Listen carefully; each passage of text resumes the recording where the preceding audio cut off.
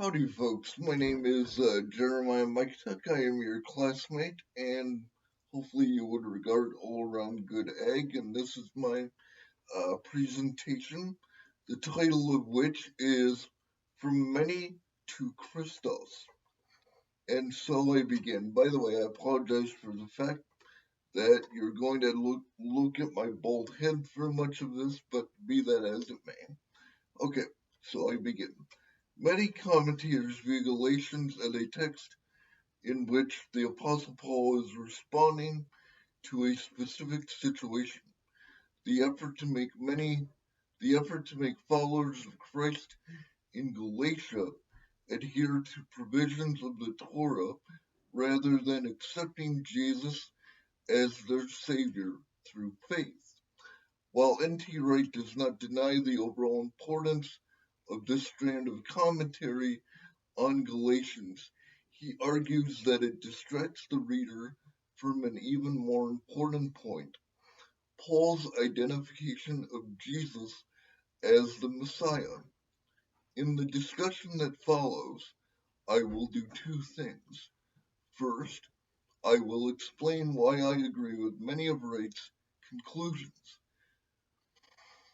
Second, I will touch upon the ministerial implications of these conclusions. One of the premises of Wright's argument is that many commentators do not pay enough attention to the term Christos in Galatians.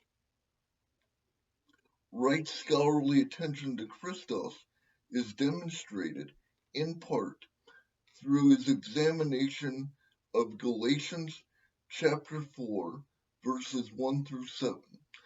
Galatians chapter 4, verses 1 through 7, as I will cover in more detail shortly, is a touchstone of Wright's argument. He uses it as a bridge that unifies the Old Testament and Second Temple Jewish literature to Christ. F. Bruce's treatment of the same passage stands as an apt contrast to Wright's use of it. Bruce's comments on Galatians 4, verses 1 through 7, are more thorough than Wright's. Bruce, for example, offers verse by verse commentary on the Greek version of the passage. Yet, in spite of the depth of his analysis, he does not regard the term Christos as a singular linguistic force within the text.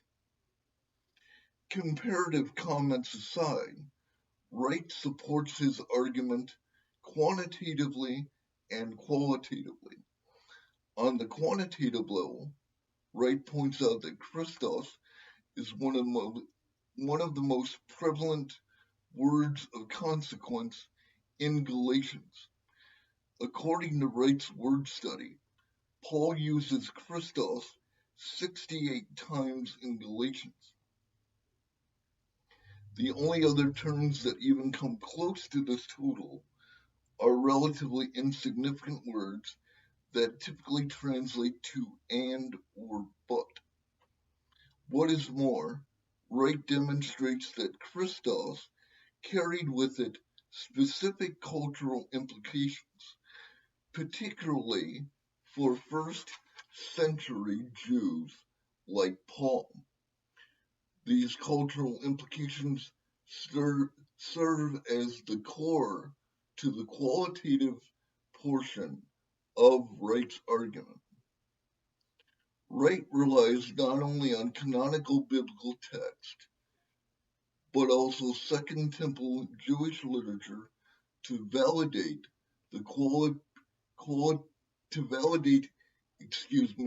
his qualitative points about Christos. The primary canonical biblical text that Wright uses to validate this portion of his argument are Galatians chapter 4, verses 1 through 7, and Genesis 15. Wright enacts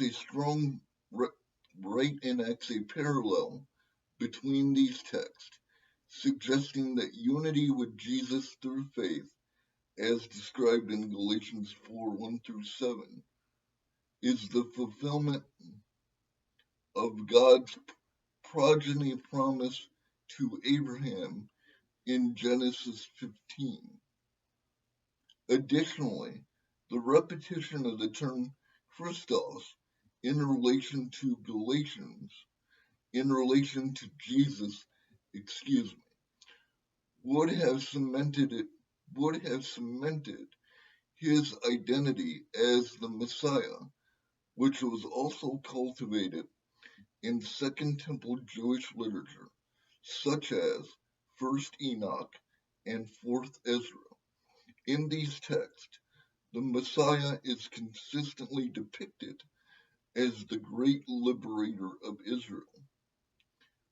Wright's work, then, has a twofold effect on one's understanding of Christ in Galatians.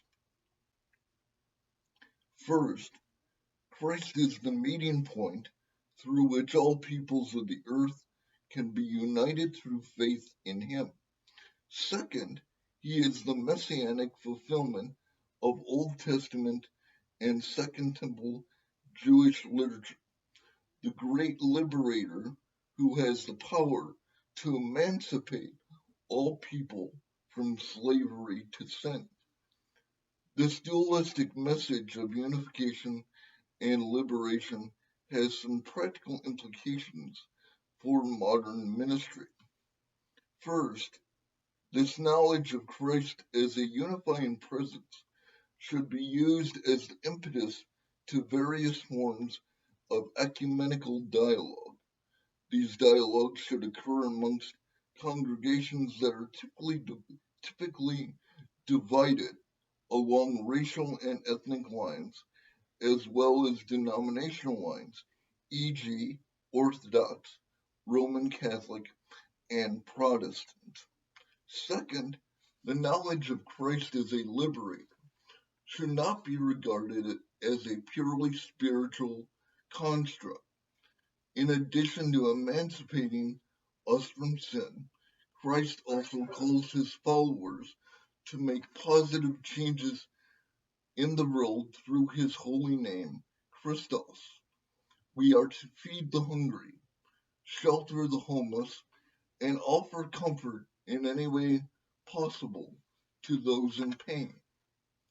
On one level, then, Wright has offered a convincing argument about the messianic identity of Christ that is revealed in Galatians. He has demonstrated that Paul viewed Jesus as both a unifier and a liberator of all people who come to him through faith. What is more, I suggest that Wright's work has two main applications for modern ministry.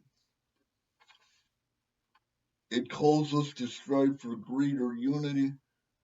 It calls us to strive for the greater unity of all Christ followers and to make a positive impact within our respective spheres of influence. Thank you, and have a good day. Bye.